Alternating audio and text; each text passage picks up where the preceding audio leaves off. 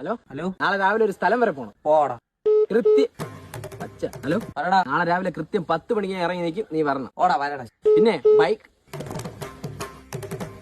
Mere those. Hello ആ ഒരു കാര്യം പറഞ്ഞു തീർത്തതിന് ശേഷം നീ ഫോൺ പോയി. ഓടാ പറ. നാളെ രാവിലെ വരുമ്പോ നിന്റെ വണ്ടി എടുക്കും, ഞാൻ പെട്രോൾ അടിച്ചു തരാം. ഓടാ എടുക്ക. ഹെൽമെറ്റ്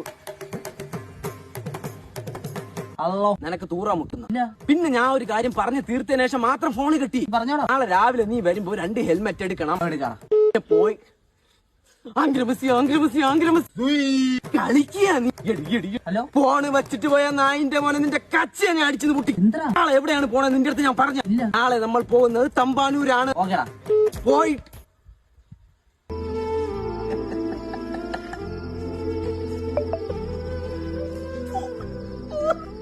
അന്ന് ഒന്ന് വരും. എന്താ ഹലോ പറടാ. എന്റെ വണ്ടിയുടെ ചെസ്റ്റ് പീസ് നീ എടുത്തോ, ഞാൻ സഹിക്കും. എന്റെ വണ്ടി എടുത്തോണ്ട് പോയി നീ എണ്ണ തീർത്ത് വെച്ചോ, അത് ഞാൻ സഹിക്കും. പക്ഷെ ഈ ഫോൺ വിളിച്ചിട്ട് കാര്യം പറഞ്ഞതിന് മുമ്പ് ഫോൺ കട്ട് ചെയ്യുന്നത് ഐ കാണ്ട് അക്സെപ്റ്റ് ഇറ്റ്. സോറിടെ, ഇനി അങ്ങനെ ചെയ്യൂല.